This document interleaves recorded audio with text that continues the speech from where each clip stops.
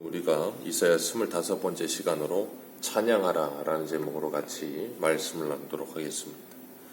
어제 이어서 바벨론의 심판에 대한 말씀입니다. 바벨론을 통해 하나님께서 앞으로 이 세상을 어떻게 심판하시며 이 세상을 어떻게 하나님께서 진멸하시는지를 보게 하시는데, 그것이 성령이 임한 사람들에게는 보여지는 겁니다.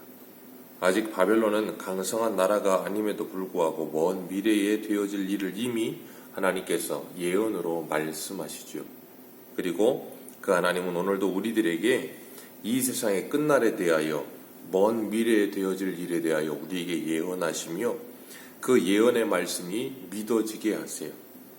하나님께서 페르시아 고레스 왕을 사용하셔서 바벨론을 무너뜨리시는데, 우리가 어제 살펴봤던 이사야 13장 17절을 보면, 보라, 은을 돌아보지 아니하며 금을 기뻐하지 아니하며 메대 사람을 내가 격동시켜 그들을 치게 하리니 열국의 영광이요 갈대아 사람의 자랑하는 놀이개가 된 바벨론이 하나님께 멸망당한 소돔과 고모라가 되리라, 그렇게 말씀하셨어요.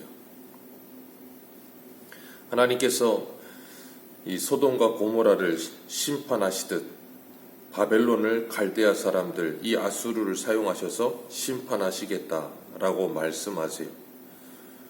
무너지는 바벨론을 보면서 하나님께서 오늘 14장 1절에 보면 무너지는 바벨론과 동시에 야곱을 긍휼히 여기셨다라고 말씀하세요. 하나님의 구원과 심판은 언제나 함께 옵니다. 하나님의 구원만 오지도 않고 심판만 오지도 않습니다. 구원과 심판이 함께 와요. 그래서 하나님께서 이스라엘을 다시 택하여 그들의 땅에 두시리니 라고 말씀하세요. 이스라엘의 회복이지요. 그리고 바벨론의 심판. 그때 나그네들이 야곱 족속과 연합하여 그들에게 예속될 것이다 라고 말씀하세요. 하나님의 구원과 심판이 바벨론 이전에 한 번 더 크게 일어난 적이 있죠. 모세 때 출애굽 사건입니다.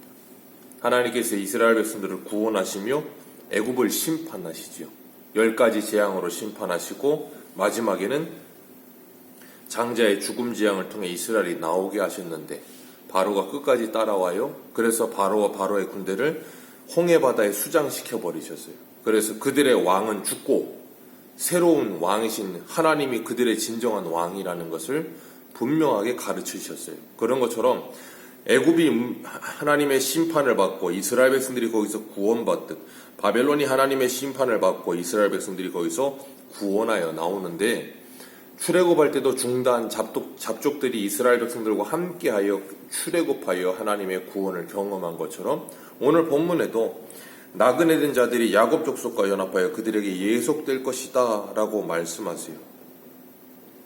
이것이 바로 하나님의 역전이죠.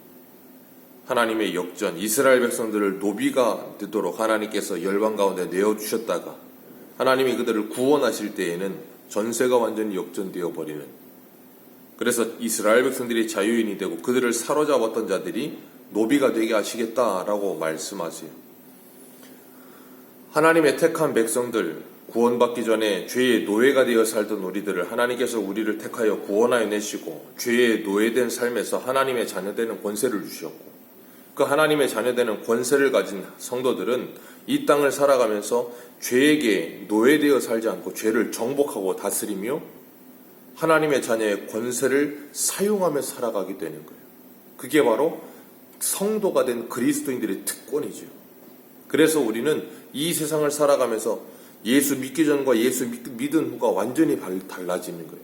전에는 죄의 노예가 되어 살았다면 이제는 죄의 노예가 되는 것이 아니라 하나님의 자녀의 권세를 사용하면서 죄를 다스리면서 사는 거예요. 그게 왕같은 제사장인 하나님의 자녀들의 특권입니다. 오늘 본문 3절에 보면 3절과 4절에 이 바벨론의 이 비참해지는 모습, 3절에 하나님께서 이스라엘 백성들의 슬픔과 곤고와 수고와 고역에서 그들을 놓으시고 안식을 주시는 날, 하나님의 구원의 날, 이스라엘 백성들이 뭐 하겠어요? 기뻐하며 찬송하겠죠. 하나님이 우리를 구원하신 것에 감사하여 기뻐하며 찬송하게 될 것이고, 하나님께서 그들에게 노래를 지어서 부르라 그러셨어요. 노래를 지어서 부르라는 말은 그들이 그 하나님의 구원과 그리고 또한 구원 가운데 하나님의 이 열방을 심판하시는 그 모습을 이 노래로 외워 들려서 잊지 못하게 하라, 그렇게 말씀하시는 거예요. 하나님께서 바벨론이 메데파사에 의해서 한순간에 그 대제국이 무너지는 모습을 보게 하시면서 하나님의 백성들을 구원하시는 그 구원의 기쁨, 그것을 하나님께 찬송하게 하시는 거예요. 그러니까 찬송은 구원받은 백성만이 할 수 있는 거예요. 우리의 마음속에 하나님의 구원이 회복된 사람들만이 찬송할 수 있는 겁니다. 그래서 계시록에서는 14만 4천 외에는 그 찬송을 배울 수 있는 자가 없다라고 말씀하시는 거예요. 4절 말씀에 우리 4절 같이 한번 읽습니다. 시작.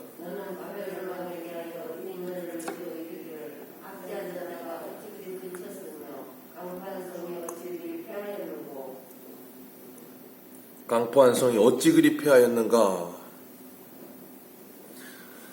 어찌 그리 압제하던 자가 그렇게 그냥 한순간에 무너지는가라는 거예요. 하나님의 심판은 순간적입니다. 우리가 가끔 가다가 보면 자동차 운전하는 분들이 블랙박스 영상이 이렇게 보여질 때가 있거든요. 그런데 자동차 운전을 하다 보면 정말로 신기한 일들이 많이 일어나더라고요. 말도 안 되는 사고들이 많이 일어나요. 그런데 그 사고가 한순간에 일어납니다. 그 찰나에 사고가 그렇죠. 뜻하지 않은 가운데 갑자기 일어나죠. 자동차 사고만 그런 게 아니라 자연재해도 그렇죠. 갑자기 한순간에 일어나요. 그래서 어떻게 대처할 수가 없는 거죠. 그런 것처럼 우리가 그런 걸 볼 때면 하나님의 심판이라는 것이 한순간에 일어난다는 걸 보게 되는 거예요.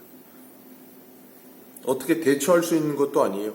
그래서 계시록 18장 10절에 보면 그의 고통을 무서워하여 멀리 서서 가로되 화이토다 화이토다 큰 성 견고한 성 바벨론이요 한 시간에 내 심판이 이르렀도다. 순식간에 그 심판이 이르렀다는 거예요. 그래서 하나님께서 5절 말씀에 악인의 몽둥이와 통치자의 귤을 꺾으셨다라고 말씀하세요. 그 바벨론의 힘이 얼마나 대단했는가 6절과 7절에 말씀하십니다. 그들이 분내어 여러 민족을 치고 노하여 열방을 억압하여도 그 억압을 막을 자가 없었다. 어느 누구도 바벨론을 막을 수 있는 힘을 가진 나라가 없었다는 거예요. 그만큼 막강한 나라였다는 거죠.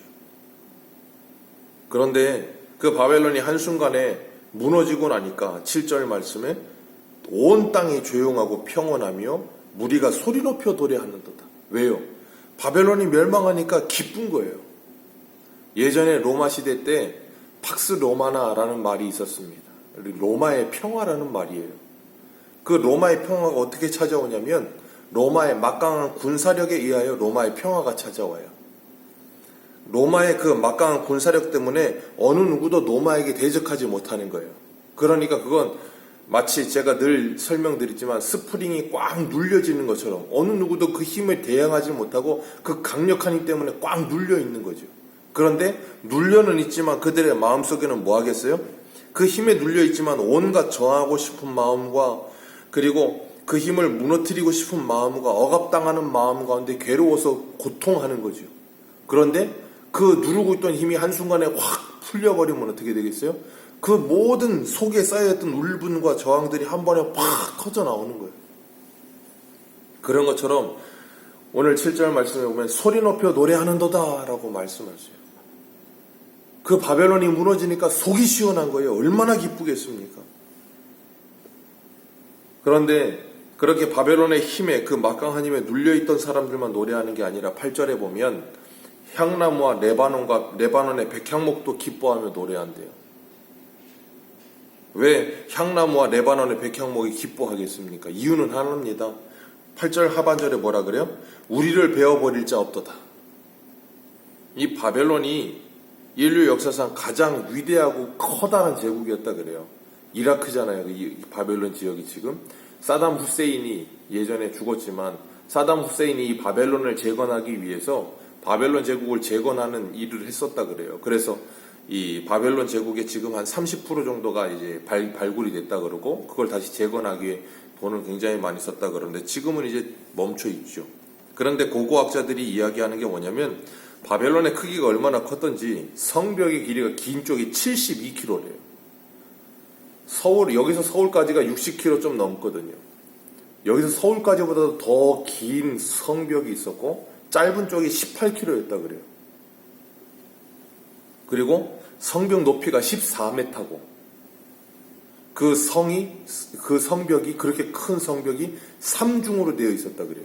그리고 그 성벽의 두께가 4마리 마차가 끄는 것이 양쪽으로 쌍으로 달릴 만큼 두꺼웠다 그래요. 그런 게 3중으로 쌓여 있는 성. 그러니 얼마나 많은 나무들이 거기 들어갔겠어요. 아예 나무가 그냥 산이 민둥산이 될 정도로 잘 나갔을지도 모르죠. 그리고 그곳에 살았던 인구가 15만이라 그래요. 지금 영종도가 이제 10만 넘었다 그러는데 얼마 아닌 것 같지만 당시에는 이렇게 인구가 많지 않았잖아요. 그러니까 15만이라면 전 세계 중에 가장 큰 도시랄 정도로 큰 거예요. 그러니까 그 바벨론이 무너질 거라고는 어느 누구도 생각을 못 하는 거예요. 그렇게 어마어마한 제국이었는데 그 제국이 하루아침에 무너져요. 무너지는 건 하루아침이지만 그 전부터 어떻게 했어요? 이미 무너지는 전조증상이 수없이 많이 있었던 거예요. 그런데 그걸 발견하지 못할 뿐인 겁니다.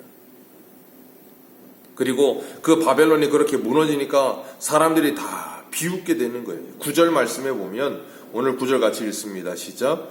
아래의 수월이 너로 말미암아 소동하여 내가 오는 것을 영접하되 그것이 세상의 모든 영웅을 너로 말미암아 움직이게 하며 열방의 모든 왕을 그들의 왕자에서 일어서게 하므로 아멘. 아래의 수월 그것에 뭐가 와요? 세상의 모든 영웅과 모든 왕들이 모여드는 곳이래요. 그것이 어디예요? 하나님의 심판의 장소예요. 하나님의 심판을 받은 장소, 세상의 모든 영웅과 왕들이 모이는 장소. 이 땅에 있을 동안에는 영웅과 왕들이 이 세상을 지배하고 다스리고 그들이 이 세상에 가장 위의 자리에 있다라고 생각을 했었는데 그들은 모두가 뭐 한다고요? 하나님의 심판을 받게 되는 거예요. 계시록 6장에도 보면 나오잖아요. 그들이 모두 하나님의 심판을 받아가는데 거기에 누구도 가요? 이 세상 나라의 가장 위대하고 가장 강력한 나라요. 그 나라는 무너지지 않을 것이라고 말했던 그 나라 왕도 거기 가더라는 거예요.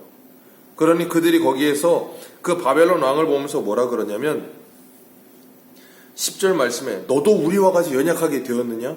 너도 우리같이 되었느냐? 너도 우리 꼴이 나누는 거나 결국 너는 절대 무너지지 않을 거라고 생각을 했는데 그런데 너도 무너지는구나 라고 이야기한다는 거예요. 그것이 이 세상 나라의 끝이에요. 이 세상 나라의 영광은 그렇게 한순간이고 끝이 있습니다. 영원하지 않아요.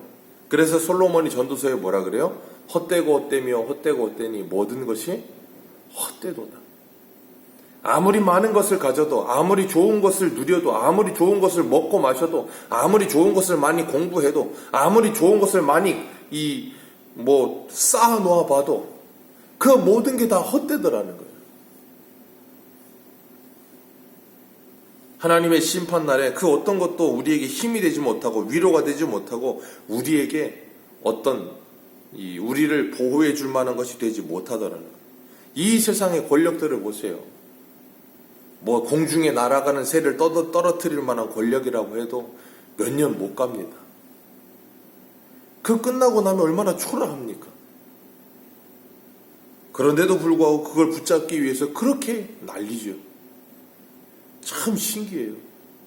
그 끝이 어떤지 눈으로 늘 보면서도 그래요. 사람이란 원래 그런 겁니다. 그 욕망에 휩싸이면 그걸 어떻게 할 수가 없는 거예요. 그렇게 허망하고 헛된 인생 속에서 이 세상의 영광을 찬양하며 사는 인생들이 아니라 거기서 구원함을 받아 영원하신 하나님을 찬송하며 영원하신 하나님의 영광을 찬송하는 복된 하루가 되시기를 주님의 이름으로 축복합니다.